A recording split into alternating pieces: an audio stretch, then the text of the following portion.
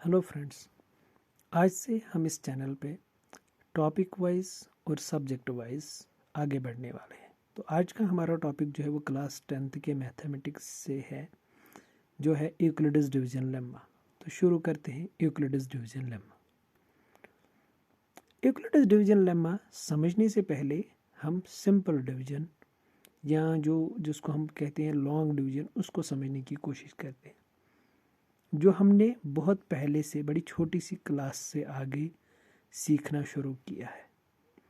तो अगर हम इसको देखेंगे, इसमें हमारे पास डिविडेंड होता है, बाहर एक डिवाइज़र होता है जिससे हम इसको डिवाइड करते हैं।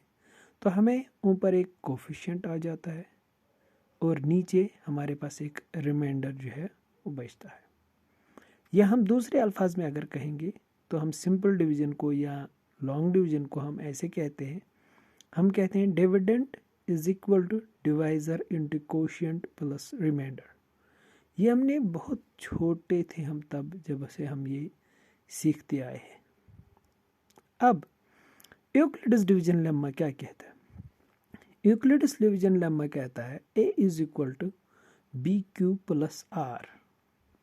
अब इसको समझने की कोशिश करते हैं। जब हम इसको समझने की कोशिश करते हैं तो हमें पता चलता है कि a जो है वो एक्चुअल में डिविडेंड है, b जो है वो डिवाइज़र है, q जो है वो कोशेंट है और r जो है वो हमारा रिमाइंडर है।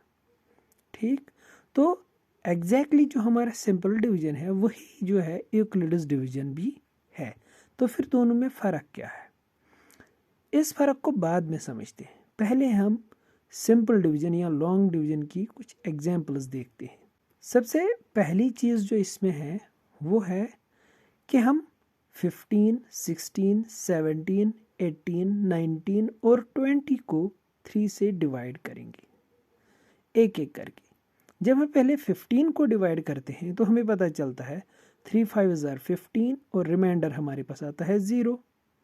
तो हमारे पास डिवाइज़र है या b है 3, ये तो हमारे पास ऑलरेडी 15 है डिविडेंड, तो 5 हमारा कोफिशिएंट बनता है और 0 हमारा रिमाइंडर बन जाता है। सिमिलरली ऐसे जब हम 16 को करते हैं तो हमारे पास 3 5 ज़ार 15 और 1 आता है रिमाइंडर। जब हम 17 को डिवाइड करते हैं 3 से तो 3 5 ज़ार 15 और रिमाइंडर हमारे पास 2 आ जाता है। अब 18 को जब हम डिवाइड करते हैं 3 से तो 3 6 ज़ार 18 और रिमाइंडर हमारे पास फिर से 0 आता है। फिर हम 19 को 3 से डिवाइड करते हैं, 3 6 ज़ार 18, 1 हमारे पास रिमाइंडर बच जाता है। और जब हम 20 को डिवाइड करते हैं 3 से तो 3 6 ज़ार 18 और हमारे पास 2 जो है 2 जो है वो रिमाइंडर बच जाता है। तो यहाँ से हमें एक चीज़ देखने को अच्छी से मिल जाती है कि हमारा r या हमारा रिमाइंडर जो है वो या तो 0 है या 1 है या 2 है। कब? जब हम 3 से डिवाइड करते हैं।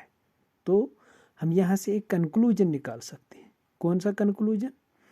कि जब हम 3 से जब हमारा डिवाइज़र या हमारा b जब 3 होता है तो हमारे पास रिमाइंडर या तो 0 आता है या 1 आता है या 2 आता है।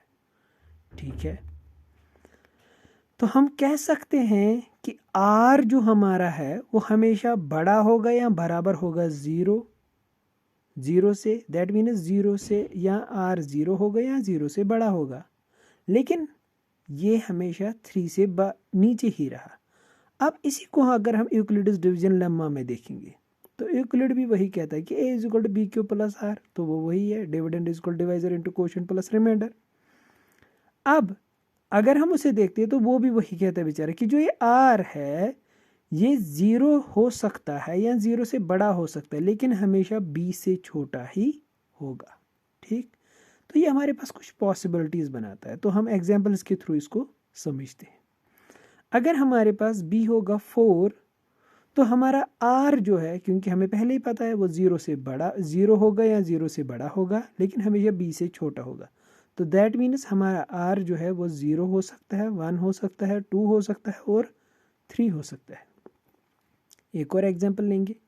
इस एग्जाम्पल में अगर हमारे पास b है 5 तो r 0 हो सकता है या उससे बड़ा हो सकता है, लेकिन b यानी कि 5 से छोटा ही होगा। तो हमारा r जो है वो 0 हो सकता है, 1 हो सकता है, 2 हो सकता है, 3 हो सकता है, 4 भी हो सकता है, लेकिन 5 नहीं होगा क्योंकि 5 हमारा बी है। सिमिलरली एक और एग्जांपल हम देखेंगे इसको समझने के लिए कि अगर बी 9 है तो आर 0 हो सकता है, 1 हो सकता है, ऊपर तक हो सकता है, लेकिन बी यानी कि 9 से छोटा होगा। तो इसका मतलब है कि आर हमारा 0 हो सकता है, 1 हो सकता है, 2 हो सकता है, 3 हो सकता है, 4 5 भी हो सकता है, 6 और 7 भी हो सकता है, 8 भी हो सकता है, लेकिन 9 नहीं होगा। 9 से छोटा होगा, 0 से लेकर 9 तक, लेकिन 9 नहीं होगा। ठीक है, तो यही है यूक्लिड्स डिवीजन लेम्मा। अब यहाँ से हमें क्या पता चला, भाई दोनों डिवीजन सेम है। अब एक ही चीज़ है कि यूक्लिड्स डिवीजन लेम्मा से हमें पहले ही पता चलता है रेंज ऑफ रिमाइंडर्स, कि रिमाइंडर्स कहाँ से कहाँ तक हो सकते हैं, जो हमको पहले भी पता था लेकिन पहले क्लियर नहीं हुआ था। तो आज यूक्लिड ने हमें ये चीज़ क्लियर कर दी। Thank you.